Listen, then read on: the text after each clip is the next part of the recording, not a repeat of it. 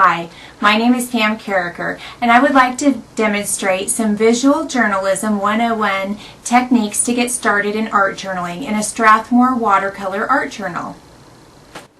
The first step for creating this page is to mix a glaze, which is about 1 part acrylic fluid paint to 2 to 3 parts of water, and a little of an acrylic glazing medium, and that will give you a watercolor consistency of the paint.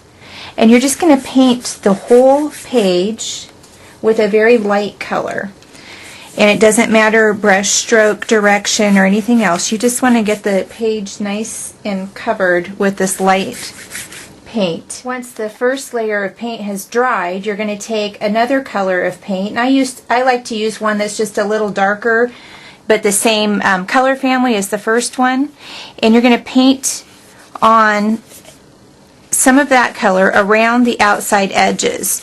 And if you want a little trick for doing some blending, use a baby wipe and just rub that in, and you get a really nice soft look. It's really easy to move the paint around with that.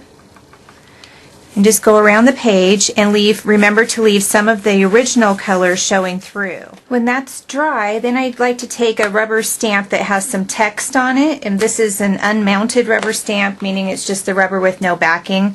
I really like to use these because you can get kind of a more imperfectly stamped look.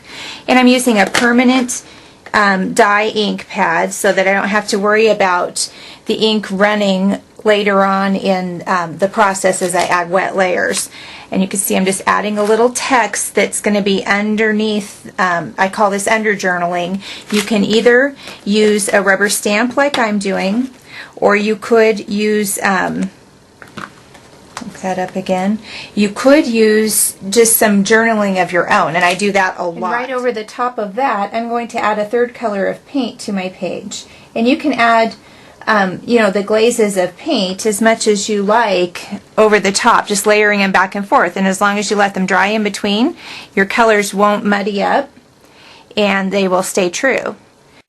Okay, now it's time for just a little more color. I like to play the colors back and forth on top of each other, so I'm going to use the same gold color that I was using before and just add one more layer of that over the top of some areas of the page. And by doing this, by reintroducing colors like this, you really get a nice finished look to your page. It's not just flat colors laying down there. It's playing back and forth, and the depth of the colors changes by adding. We're going to add a little texture. So I'm taking just a little bit of a sea sponge, and I'm going to dip it directly into the some of the paint, pounce it off a bit, and then I'm just going to randomly pounce it onto the page. And this will just give some nice texture to the page. There's a little bit of sequin waste, and we can use that as well. Sequin waste is actually the waste from sequins, and it's called sequin scrim. There's different names for it. And if you just pounce lightly, I'm using a chalk ink here, just pounce lightly and add a little bit of that, you get a little bit of that little dot texture. Really nice addition to the page, really easy. Now it's time to add some collage to your page. Collage elements, I really like to use snippets from previous artwork. Sometimes if I do artwork on a piece of watercolor paper, I trim it to size when I'm done, and I'll end up with these little bits of art, basically, just little snippets that I like to reintroduce into journal pages. And that gives you a journal page that is full of your own work, rather than going and, purchasing digital clip art, which you can do, and I have done, and I will use a little bit on this page as well. You can find different things, collage items, all over the place. So really kind of look around and use things from your life, and that really makes your pages just that much more interesting and about you, instead of just, cutting out pictures that other people, that don't have any meaning for you. Those create pretty pages, but they're not, sometimes it's good to add in little bits and pieces of your own life to your pages. So these are some ticket stubs from an airplane flight. I'm going to add those right on.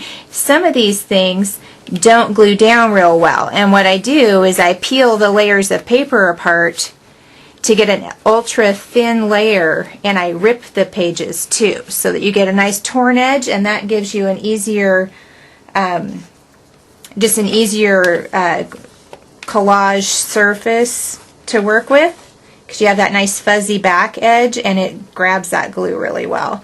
And I'm just using a soft gel medium for my collage glue. There's lots of different products out that you can use to glue collage down, so find one that works for you.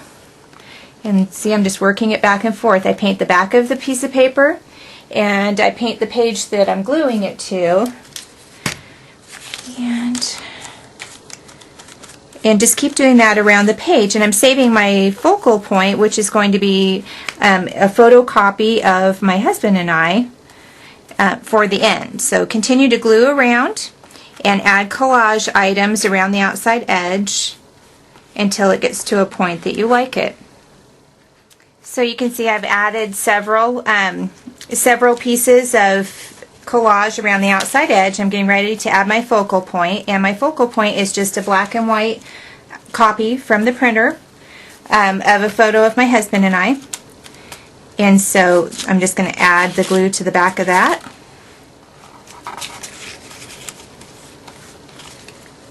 And add glue to the page where it's going to be.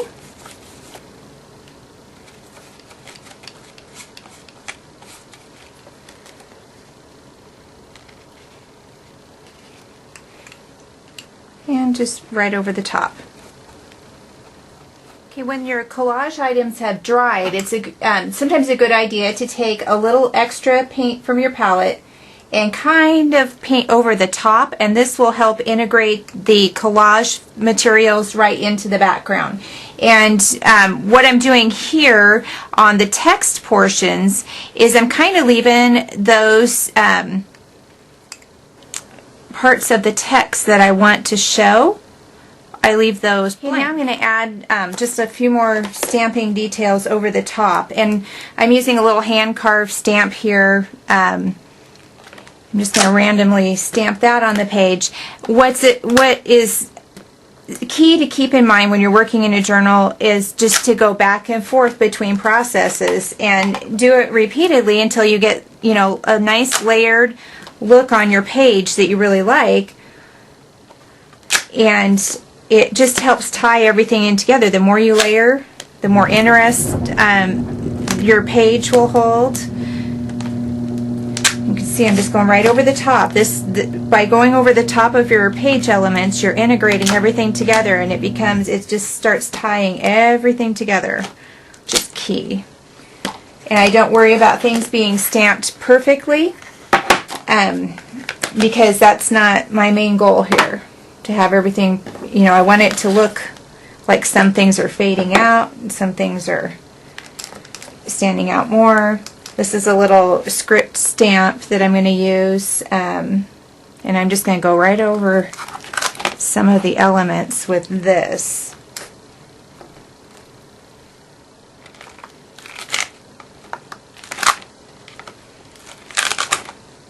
And I stamp more than once. I ink it up once and stamp several times using different parts of the stamp, so it looks different every time. You don't want to just like plop a stamp on there. That's not quite as interesting. And also, I'm going to use just a little white over their pants. I'm going to take this kind of dirty stamp that I have, spread out some white paint, ink it up with some white paint, and it has a little bit of that ink on it. Go right over their pants here to add some interest and put them a little bit more in the background. And then we'll go on to the next layer. When adding some shading to your page, you're going to want to determine what the direction of your light source is going to be, and I'm going to have mine coming from the upper right hand corner. So I'm just going to take a charcoal pencil and lightly go around that side of stamped elements, of collage elements, whatever you're wanting to kind of highlight and bring out a little bit.